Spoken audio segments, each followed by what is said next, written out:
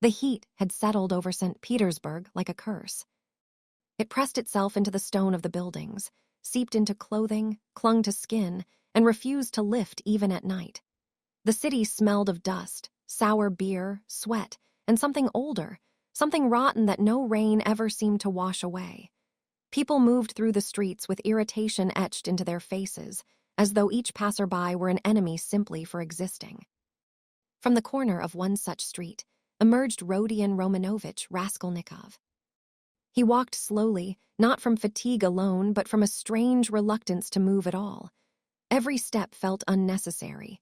Every face he passed felt accusatory, though no one was looking at him. He kept close to the walls, his head bent, his hat pulled low, not to hide himself from others, but to hide others from himself. His coat was threadbare.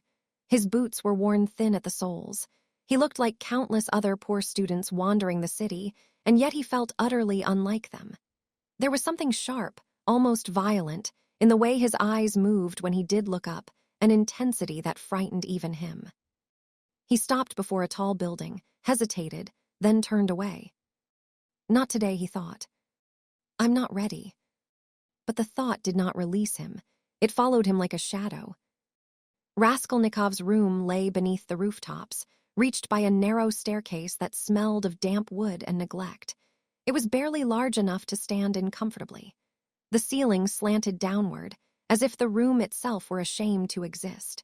The yellow wallpaper peeled at the corners, and the single window admitted little light. A coffin. That was how he thought of it, not metaphorically but precisely. A box for waiting, not living. He collapsed onto the narrow sofa without removing his coat. His head throbbed. He closed his eyes, but thoughts rushed in immediately, louder in the darkness. You are wasting yourself. The words were not spoken aloud, yet they rang as clearly as if someone were standing over him. He had once been brilliant. His professors had noticed. His fellow students had listened when he spoke. He had written an essay, just one, but enough, that had stirred discussion, even admiration. In it, he had dared to suggest what others only feared to think. That morality was not universal. That law was not sacred. That history moved forward on the backs of those bold enough to step over limits. Some men, he argued, were born to obey, others to command. The idea had thrilled him when he first shaped it. It still did in moments, but now it gnawed at him, demanded proof. If you believe this, the thought whispered, then you must live it. Her image rose unbidden in his mind. Alyona Ivanovna, small, sharp-nosed, quick-eyed, a woman who smelled of old clothes and coins handled too often. She sat behind her counter like a spider, waiting for the desperate to wander into her web. He had been there many times. She had weighed his possessions with exaggerated suspicion, her fingers lingering as if to squeeze every possible kopeck from them. His father's watch. A ring, trifles, all of them, but precious to him. To her, they were nothing but numbers. She's a louse, someone had once said near him in a tavern. A useless old woman. No one would miss her. The words had lodged themselves in his mind. If such a creature disappeared, would the world truly suffer, or would it breathe easier? Her money, hoarded, filthy with exploitation, could feed families, educate children, rescue people like himself from pointless ruin. The equation seemed simple. And yet, each time he approached her building, something twisted inside him. Not fear exactly, something colder, a resistance that did not come from logic. Days passed, or perhaps weeks. Time had become uncertain. Hunger sharpened everything. It made sounds louder, light harsher, thoughts more extreme. He skipped meals without noticing at first, then noticed too much. His stomach clenched painfully, but he refused help.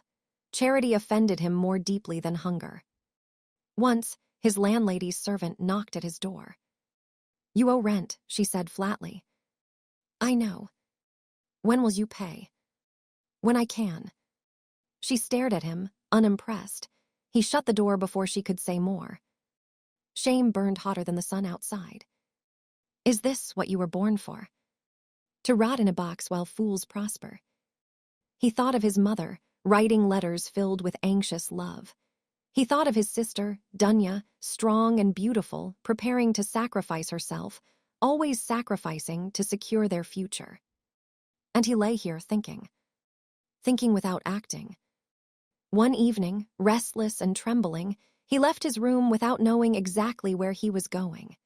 His feet carried him through streets he knew too well, past taverns spilling drunken laughter, past beggars curled like discarded rags. Somewhere along the way, he realized he was standing before the pawnbroker's building. His heart pounded. Just a visit, he told himself, nothing more. He climbed the stairs. Alyona Ivanovna greeted him with her usual suspicion, her eyes flicking immediately to his hands, his pockets. "What is it this time?" she asked. He handed her a small object, a worthless trinket, chosen precisely because it did not matter. She weighed it, she haggled. She insulted him casually, effortlessly, as if cruelty were a habit she no longer noticed. Raskolnikov watched her mouth move, watched the thin neck exposed above her dress. Something inside him clicked. Not desire, not anger. Clarity. When he left, the sunlight outside seemed unreal, like scenery painted on glass. The city roared around him, but he walked through it untouched. He now knew something terrifying. He could do it. That night, sleep came heavily, dragging him down into darkness. He dreamed of his childhood. A road, a crowd, a horse, old, thin, beaten, men laughing as they struck it again and again, the animals' eyes wide with pain and confusion. In the dream, young Raskolnikov screamed, begged them to stop. He threw himself against the horse, weeping. But the blows continued. He woke shaking, his pillow damp with sweat. What does it mean? He wondered. He told himself it meant nothing. Dreams were nonsense, sentimentality. And yet his hands trembled. The next days were strange, almost calm. The city seemed distant, muffled. His mind sharpened, focused. The idea no longer felt abstract. It had weight, shape, a beginning and an end.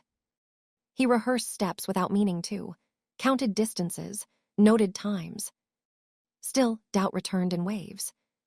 You're not a Napoleon. You'll fail. You'll be caught. Then another voice rose, colder, steadier. Or you'll prove yourself.